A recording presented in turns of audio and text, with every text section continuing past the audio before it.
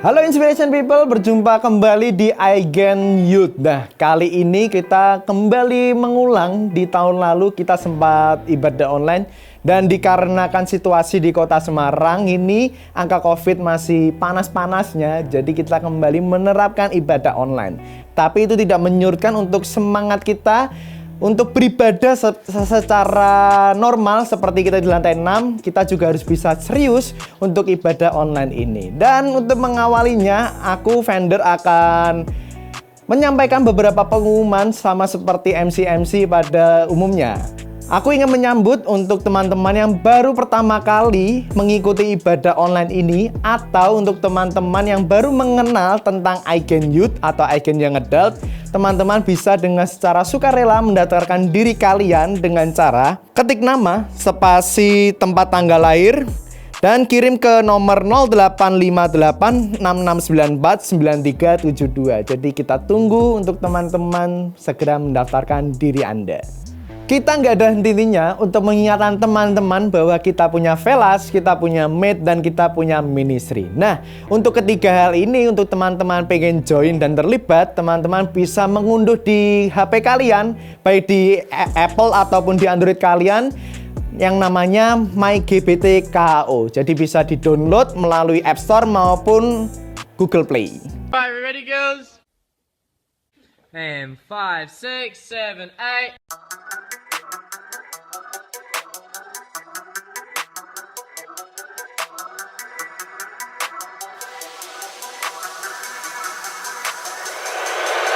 My God is bigger, He's stronger than the rest, He's fearless, and I'ma say it with my chest. Seated in the praises of His people, no one can compare to Him, and there is no equal. Ha ha! I know who I am because I know who I belong to. He's a Prince of Peace, and He's sitting on the throne too. The God of heaven's armies is the God that I am known to. And let me tell you what we gon' do. We going glory to glory, and we're never going back. Strength to strength, taking territory back. Going faster and faster, acceleration, no lag. We that KC squad with the yeah, yeah, yeah, yeah.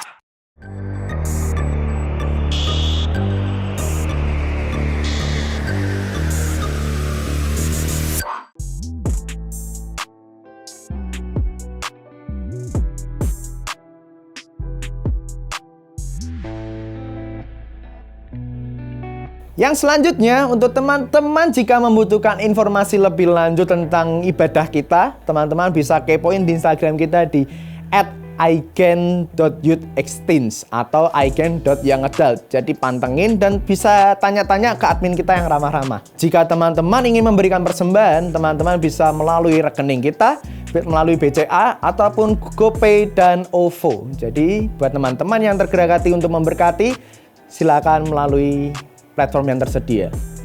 Oke teman-teman, itu dia pengumuman kita selama 1 minggu ke depan. Nah, buat teman-teman, aku selalu mengingatkan untuk jaga kesehatan kalian, terus menggunakan masker, menggunakan hand sanitizer kalau misalnya teman-teman harus keluar rumah. Nah, sebelum kita memulai ibadah kita akan berdoa bersama-sama.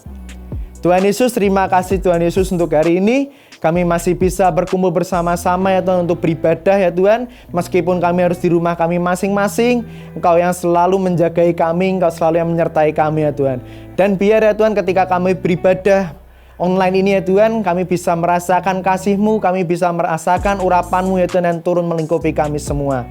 Terima kasih Yesus, Engkau berkati ibadah hari ini, Engkau jaga, Engkau sertai kami ya Tuhan, dan beri kami ya Tuhan kekuatan untuk kami bisa melalui hari-hari kami yang berat ini ya Bapa. Terima kasih Yesus, terima kasih Roh Kudus, dalam nama Tuhan Yesus, haleluya, amin. Selamat beribadah, Tuhan Yesus memberkati.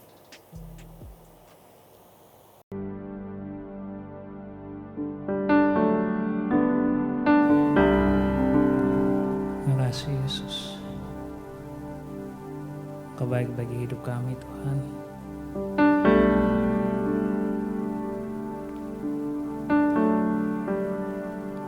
Saat ini kami datang di hadapan-Mu Tuhan.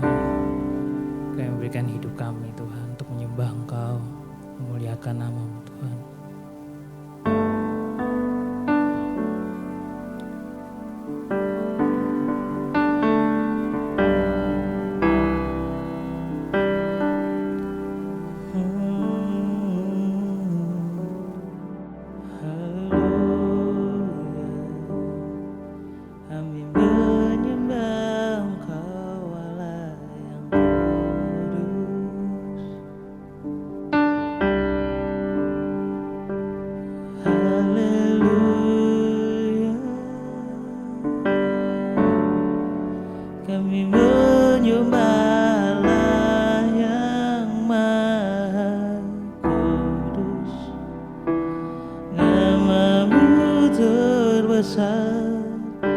bagi hidup kami Tuhan.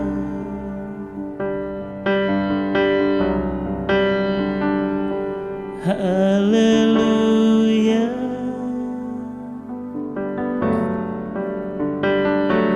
Haleluya.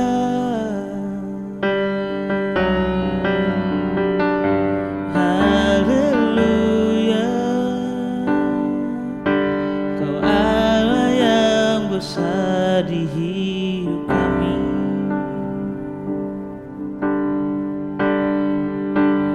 Kemuliaan bagimu Tuhan, hormat pujian bagimu Tuhan. Haleluya. Oh, kami menyembah Tuhan.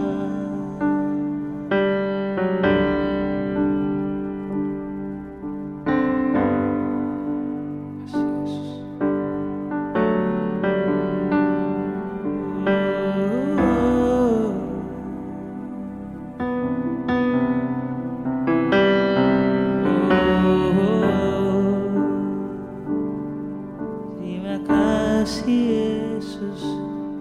Haleluya.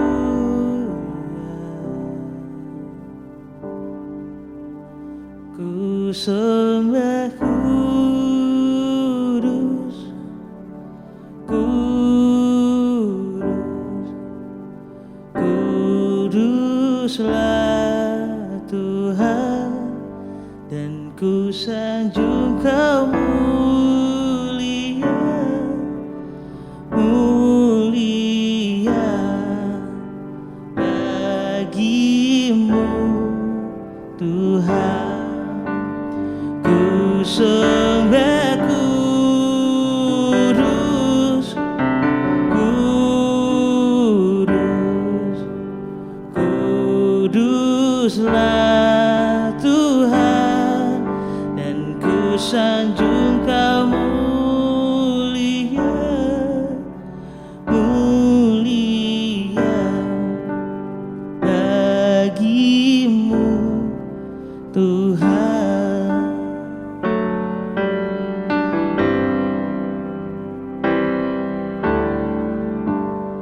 Allah Roh Kudus, penuhi kami. Ku rindu Kau selalu dalam hidupku. Allah Roh Kudus, ubah hatiku, celikanku, jamalah ku rindu hadiratmu. Ku sembah kudus, kudus, kuduslah Tuhan, dan ku sanjung Kau mulia, mulia bagimu Tuhan.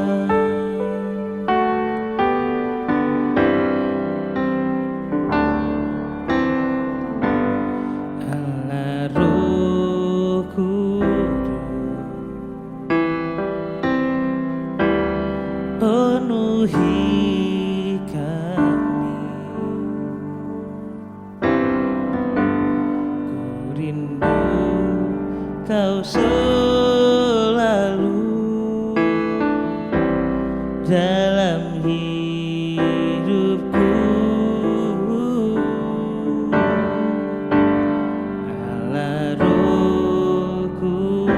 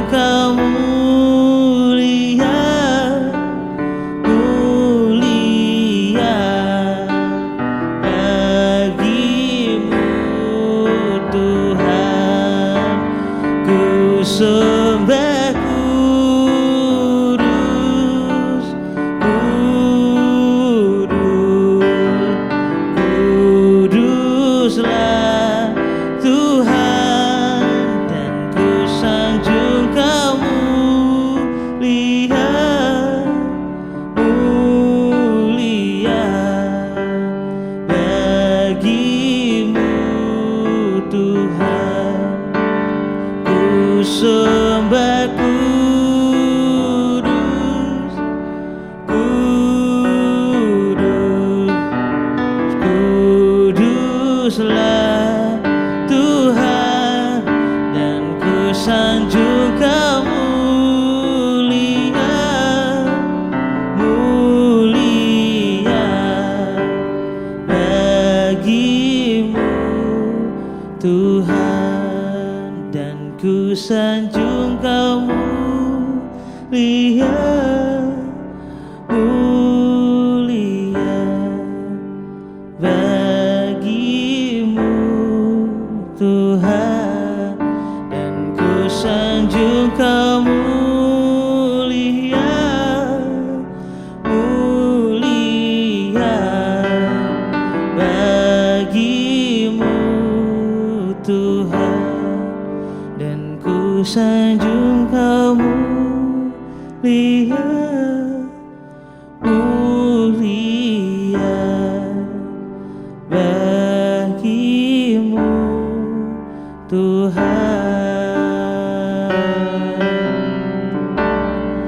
Kami memberikan kemuliaan bagimu, oh, haleluya. Kami menyembah-Mu Tuhan, kami menyembah Roh Kudus di tempat tertinggi, oh, oh. Haleluya,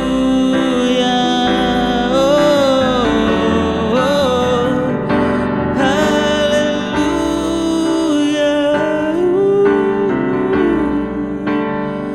kami menyembah-Mu Tuhan, terima kasih buat kebaikan-Mu, oh.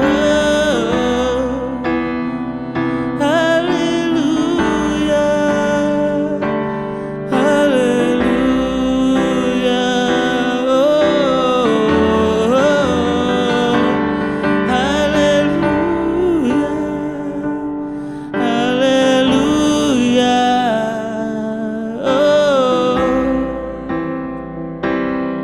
Kami menyembah Engkau, Roh Kudus hadirlah, Roh Kudus jamahlah hati kami. Haleluya, terima kasih oh Tuhan, Roh Kudus jamah setiap kami, Roh Kudus jamah hati kami. Kuatkan kami Bapa, kuatkan kami Tuhan, oh. Haleluya, haleluya, haleluya,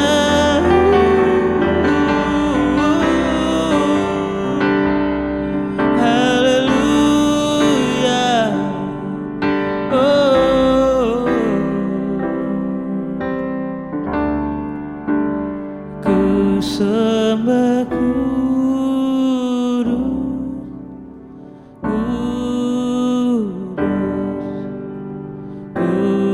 kuduslah Tuhan, dan ku sanjung Kau mulia, mulia bagimu Tuhan, ku sembah kudus, kudus,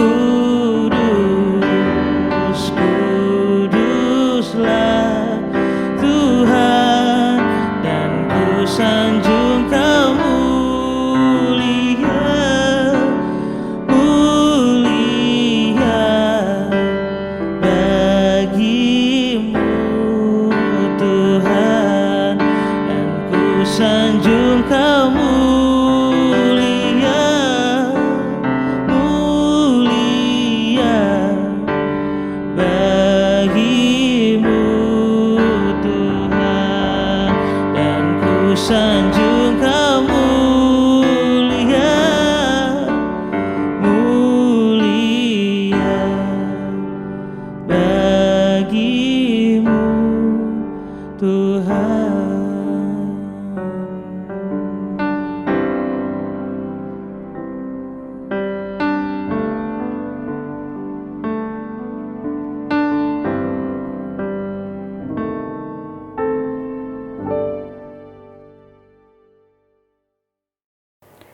Mari kita bersatu dalam doa.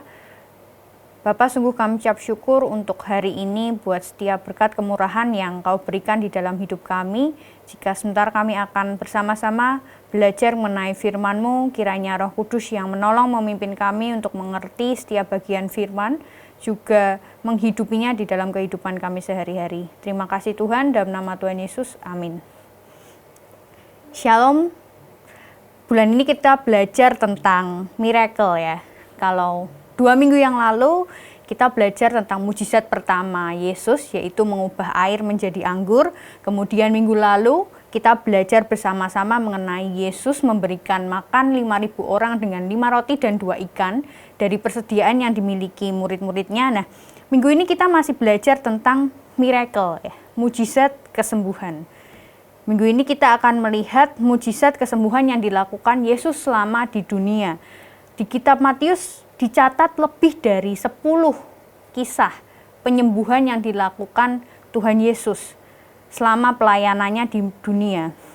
Mulai dari Yesus menyembuhkan orang yang sakit kusta, menyembuhkan hamba seorang perwira di Kapernaum, menyembuhkan ibu mertua Petrus dan orang-orang lain, menyembuhkan orang lumpuh, perempuan yang sakit pendarahan, orang buta, orang yang sakit ayan, dan berbagai macam penyakit lainnya. Yesus menyembuhkan penyakit mulai dari kusta, lumpuh, pendarahan, buta, bisu, ayan, dan masih banyak lainnya. Nah, teman-teman, kusta itu merupakan penyakit yang disebabkan oleh bakteri ya. Dan teman-teman bisa googling gitu ya. Di mana bakteri ini menyerang saraf pada tangan, kaki, dan wajah. Nah, di Matius 8 ayat 1-4 diceritakan bagaimana Yesus menyembuhkan orang yang menderita penyakit kusta. Penderita penyakit ini bisa merasa kehilangan sensasi rasa atau mati rasa pada daerah-daerah tangan, kaki, juga wajah. Kalau dilihat secara fisik di luarnya, akan timbul bercak-bercak putih di lengan, di bagian tubuh lainnya. Terus juga penderita bisa mengalami kesemutan dan kelemahan otot. Nah, secara medis, pengobatan penyakit kusta ini dapat dilakukan dengan terapi multidrug atau kombinasi obat antibiotik ya. Jadi nggak hanya mengkonsumsi satu jenis antibiotik, tapi beberapa jenis antibiotik. Nah, antibiotik sendiri ditemukan oleh Sir Alexander Fleming pada tahun 1928. Saya tidak akan membahas mengenai penemuan antibiotik ini. Namun, saya ingin mengajak teman-teman untuk melihat ya. Kalau kitab Matius yang menceritakan mengenai Yesus menyembuhkan orang yang sakit kusta ini ditulis pada sekitar tahun 60-an, dan antibiotik itu ditemukan pada tahun 1928. Hal ini berarti pada saat Yesus menjumpai orang yang sakit kusta dan menyembuhkan sakit tersebut, belum ditemukan antibiotik yang dapat mengobati kusta. Jadi kuasa Yesus itu bekerja jauh sebelum antibiotik ini ada. Bukan berarti saya juga menyepelekan antibiotik atau obat-obatan lainnya. Tapi di sini menjadi sebuah fakta gitu ya, bahwa Yesus berkarya jauh sebelum antibiotik, obat-obatan, dan ilmu pengetahuan yang ada untuk di dunia medis ini ada, teman-teman. Dan kalau kita menyadari gitu ya, adanya obat-obatan, teknologi penyembuhan, itu juga ditemukan oleh manusia. Dan Allah juga bekerja lewat obat-obatan yang dikonsumsi, lewat teknologi-teknologi terapi medis yang ada. Dan manusia yang menemukan, yang mempelajari hal tersebut merupakan ciptaan Tuhan. Betapa hebatnya Tuhan yang menciptakan manusia sedemikian rupa hebatnya, dapat mempelajari, dapat mengembangkan, dapat menemukan terapi-terapi pengobatan untuk penyakit-penyakit yang ada di dunia ini. Allah menciptakan manusia dengan kemampuan intelektual yang mampu mengembangkan dan menemukan obat, vaksin, dan berbagai metode terapi lainnya untuk mengatasi penyakit. Jadi Allah kita, Allah yang kita percaya, Allah yang kita sembah, mampu melakukan kuasa penyembuhan. Seperti yang sudah saya sampaikan juga ya, apa yang tercatat di Alkitab, bagaimana Yesus dalam pelayanannya di dunia menyembuhkan orang-orang yang mengalami penyakit, berbagai macam penyakit. Nah, namun ada kondisi juga di mana penyakit itu tidak dapat disembuhkan, bahkan mengakibatkan kematian. Dan hal ini juga dialami Yesus masa pelayanannya di dunia. Lazarus, saudara Marta dan Maria yang meminyaki Yesus dengan minyak mur, kemudian menyekanya dengan rambutnya, Lazarus mengalami sakit hingga akhirnya mati. Di kitab Yohanes, Lazarus, Maria, dan Marta ini digambarkan memiliki relasi yang cukup dekat dengan Yesus. Yesus mendengar kabar mengenai sakitnya Lazarus. Tapi saat itu Yesus sedang tidak berada di tempat yang sama dengan Lazarus, Maria, dan Marta tinggal. Ketika Yesus mendengar mengenai sakitnya Lazarus, ia tidak langsung menghampiri keluarga Lazarus, kemudian menjenguk atau melakukan kuasa penyembuhan. Tapi Yesus menanggapi dengan mengatakan, penyakit itu tidak akan membawa kematian, tetapi akan menyatakan kemuliaan Allah. Sebab oleh penyakit itu, anak Allah akan dimuliakan. Nah, Yesus tinggal nih di tempatnya yang saat itu selama 2 hari. Setelah mendengar kabar mengenai sakitnya Lazarus. Dan ketika Yesus masih ada di tempat itu, Yesus mendengar kabar meninggalnya Lazarus. Namun dengan murid-muridnya Yesus menjelaskan bahwa Lazarus itu tertidur gitu ya.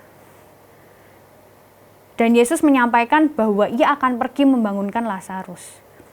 Pada saat itu awalnya murid-murid Yesus percaya gitu kalau Lazarus memang sedang tertidur, maka mereka menanggapi Tuhan jikalau ia tertidur ia akan sembuh. Karena mereka menyangka bahwa ia tidur biasa gitu. Tapi yang dimaksud Yesus pada saat itu sebenarnya meninggal, dan akhirnya Yesus menjelaskan kepada murid-muridnya bahwa Lazarus telah meninggal. Nah, ini menarik teman-teman, di Yohanes 11 ayat 15 Yesus mengatakan kepada murid-muridnya, tetapi syukurlah aku tidak hadir pada waktu itu, sebab demikian lebih baik bagimu, supaya kamu dapat belajar percaya. Marilah kita pergi sekarang kepadanya. Kalau saya ada di antara murid-murid Yesus bersama dengan Yesus pada saat itu, mendengar ada orang yang cukup dekat dengan Yesus sudah sakit, dan saya juga menyaksikan kalau Yesus itu bisa melakukan kuasa penyembuhan. Mungkin saya akan berharap Yesus datang ke Lazarus untuk melakukan kuasa penyembuhan. Tapi ternyata Yesus menunda selama 2 hari sampai akhirnya mendengar kabar Lazarus meninggal. Dan pada saat itu Yesus baru akan menghampiri Lazarus. Tindakan dan rencana Yesus ini kalau buat saya pribadi cukup sulit dimengerti ya. Karena ya Yesus punya kuasa untuk menyembuhkan itu gitu. Tapi kenapa kok nggak langsung aja dilakukan? Menanggapi muridnya dengan ia akan sembuh gitu. Dan namanya akan dimuliakan. Dan ketika sudah mendengar kabar meninggal, kemudian bercakap-cakap dengan muridnya, Yesus bilang kalau syukurlah aku tidak hadir pada waktu itu gitu. Ya mungkin saya atau murid-muridnya juga berharap gitu, Yesus melakukan kuasa penyembuhan pada saat itu. Nah, ketika Yesus tiba menemui Marta dan Maria di tempat tinggalnya yang sedang berduka atas kehilangan Lazarus, saat itu Lazarus sudah 4 hari ya dikuburkan. Baik Marta maupun Maria secara bergantian, tidak dalam waktu yang bersamaan itu, sama-sama berandai dan mengatakan kepada Yesus, apabila Yesus ada di tempat itu saat Lazarus sakit, maka Lazarus tidak akan mati. Seandainya Yesus ada di tempat itu, Marta dan Maria menyampaikan, saudaraku tidak akan mati. Maka kita coba lihat, saya mengajak teman-teman, sekalipun kita ada yang di tempat berbeda, kita sama-sama baca Alkitab di Yohanes 11 ini ya. Di dalam percakapan antara Yesus dan Marta, setelah Marta menyampaikan pengandaiannya gitu, seandainya Yesus ada di sini, saudaraku tidak akan mati. Yesus menanggapi gitu, kalau saudaramu ini akan bangkit. Buat saya pribadi ketika membaca bagian ini ya cukup sulit ya di luar pikiran manusia, karena orang yang sudah mati, yang sudah tidak bernafas dapat bangkit. Dan ya respon Marta pun pada saat itu, ya saudaraku akan bangkit bersama-sama orang yang bangkit di akhir zaman. Marta berpikir seperti itu. Lalu setelah dinamika emosional antara Marta, Maria, Yesus, serta percakapan di antara mereka, akhirnya Yesus menghampiri kubur Lazarus dan membangkitkan Lazarus. Membangkitkan Lazarus yang sudah terbaring di dalam kubur. Di sini kita melihat bahwa Allah berkuasa melakukan segala sesuatu di luar pikiran manusia. Hal-hal yang tak terduga dan rasanya tidak mungkin. Mujizat. Di mana ketidakterbatasan Allah itu menunjukkan betapa besarnya dan berkuasanya Dia. Yang pada akhirnya sifat-sifatnya, kuasanya, ketidakterbatasannya itu membuat orang yang menyaksikan dapat percaya kepada Dia. Sama seperti banyak orang yang mengunjungi Maria, mereka menyaksikan apa yang sudah dilakukan Yesus, di mana Lazarus dibangkitkan, dan mereka menjadi percaya. Inilah mukjizat yang bertujuan supaya orang-orang mendengar, menyaksikan, dan menjadi percaya kepada Dia.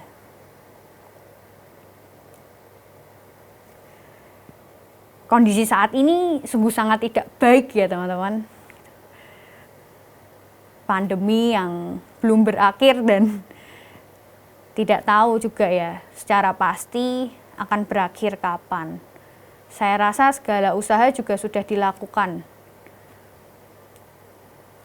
Tapi memang ada mutasi-mutasi virus baru yang belum dapat 100% dapat ditangani. Di tengah kondisi yang tidak baik ini, mungkin di antara kita juga ada yang mengalami sakit atau keluarganya sudah mengalami sakit gitu. Nah, saya ini pernah bertanya-tanya gitu ya, ketika sharing dengan teman-teman bertumbuh saya gitu. Saya bertanya-tanya gitu, apakah salah kalau kita sudah tahu bahwa penyakit tertentu itu secara medis tidak dapat disembuhkan, mungkin hanya bisa diperlambat gitu pemburukannya, atau hanya dikurangi rasa sakitnya dengan obat atau terapi tertentu. Tetapi saya berdoa meminta kesembuhan dari Allah. Pertanyaan itu sempat ya membuat saya cukup merenung lama gitu. Nah, akhirnya saya menemukan jawabannya gitu. Kalau ya nggak salah. Tidak salah untuk tetap datang pada Allah, jujur dan meminta gitu. Karena dia memang Allah yang tidak terbatas. Di dalam Alkitab pun diceritakan bagaimana Yesus melakukan mujizat-mujizat kesembuhan, melakukan hal-hal yang tak terbatas di luar pikiran manusia, melampaui ilmu pengetahuan, perkembangan teknologi yang ada. Tapi yang terlebih penting dari setiap permintaan kita adalah hati yang mau menerima maksudnya dan hati yang mau mengenal Dia jauh lebih lagi, yang membuat kita pada akhirnya semakin berharap, terus percaya kepada Allah. Kalau pada akhirnya penyakit tidak disembuhkan, hati kita mau menerima apa maksudnya.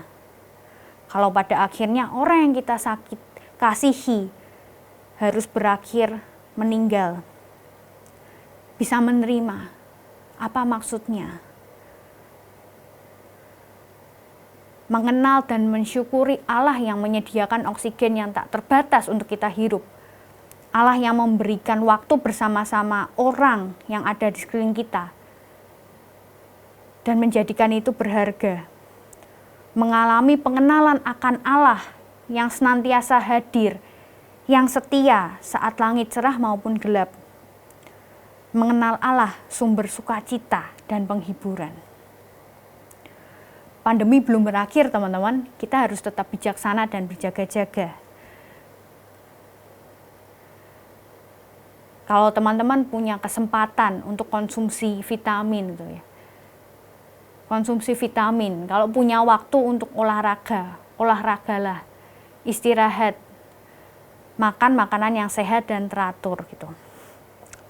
Mujizat kesembuhan memang kuasa Allah gitu.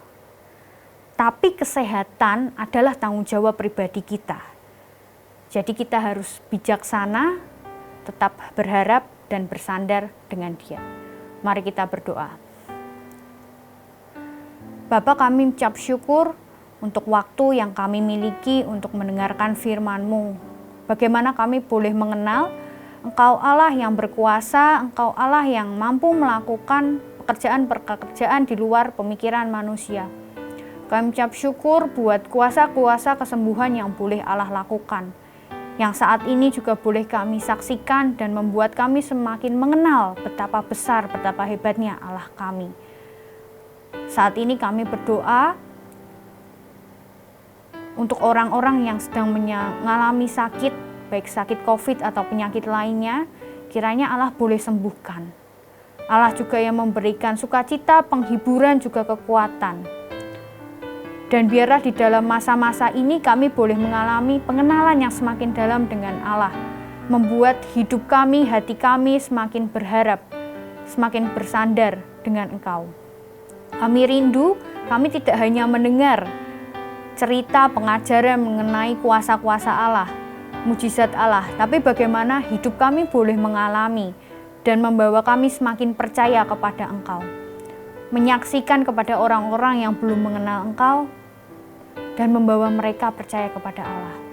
Tuhan yang senantiasa juga memberkati dan melindungi kami, biar kami juga menjadi pribadi yang berhikmat dalam mengerjakan setiap aktivitas kami. Terima kasih Tuhan, dalam nama Tuhan Yesus, amin.